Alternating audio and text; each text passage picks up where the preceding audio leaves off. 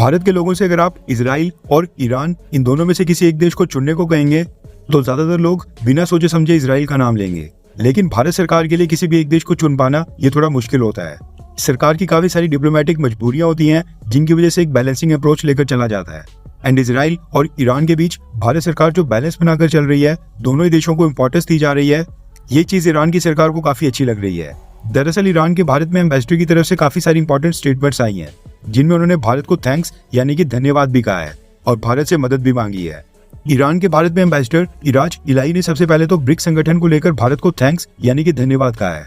आपको याद होगा पिछले साल ब्रिक्स में 5 नए देशों को जोड़ा गया था जिनमें से एक देश ईरान भी था। ईरान को ब्रिक्स की सदस्यता लेने में काफी सारी परेशानी आ रही थी।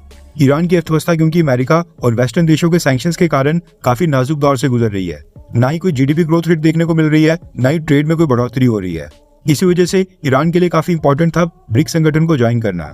भारत क्योंकि ब्रिक्स का फाउंडिंग मेंबर था, इसलिए भारत के वोट और समर्थन के बिना ब्रिक्स में ईरान की एंट्री इम्पॉसिबल थी। लेकिन भारत की सरकार ने ईरान को ब्रिक्स संगठन का मेंबर बनाने के लिए पूरी तरह से समर्थन दिया था, जिसकी वजह से ईरान ब्रिक्स में शामिल हो पाया। इसी चीज के लिए ईरान के भारत में एम्बेसडर इराज इलाई ने भारत को थैंक यू बोला है और कहा है कि भारत सरकार के समर्थन के बिना ईरान का ब्रिक्स का मेंबर बनना ये काफी मुश्किल था। लेकिन भारत सरकार ने दोस्ती निभाते हुए ईरान को पूरी तरह से सपोर्ट किया। हम इस बात को कभी नहीं भूलेंगे।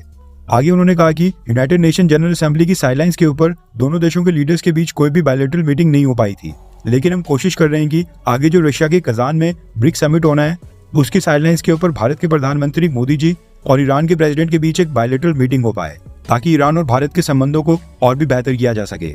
इसके साथ ही ईरान के एम्बेसडर ने इजराइल के साथ ईरान के विवाद के ऊपर भारत सरकार से मदद मांगी है।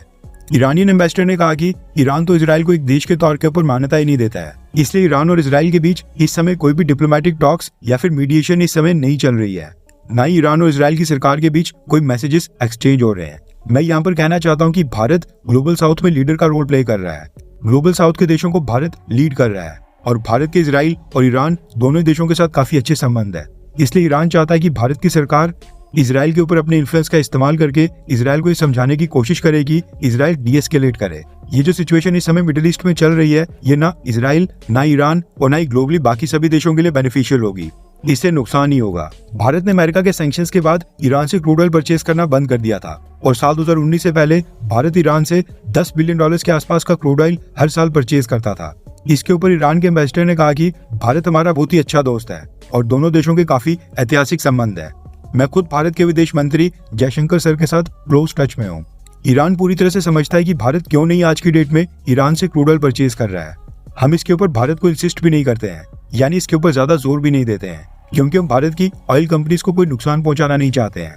अभी रिसेंटली भारत के नेवल शिप्स ईरान में नेवल एक्सरसाइज के लिए आए थे। उससे पहले ईरान के नेवल शिप्स भी मुंबई आकर भारत के साथ नेवल एक्सरसाइज में हिस्सा ले चुके हैं। ये दिखाता है कि ईरान और भारत के बीच डिफेंस टाइज भी कितने मजबूत हो रहे हैं और स्ट्रेटेजिक तौर के ऊपर भारत और ईरान आपस में कितने करीब आते जा रहे हैं। ये कहना है ईरान के एम्बेसडर का।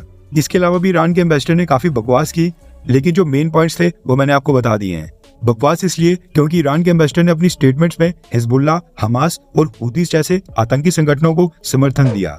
वैसे वही ईरान है जिसके सुप्रीम लीडर ने कुछ ही दिन पहले कश्मीर के मुसलमानों को आजाद करवाने की मांग की थी, लेकिन तब भी मोदी सरकार को मजबूरी में ही ईरान के साथ कोऑपरेट करना पड़ रहा है।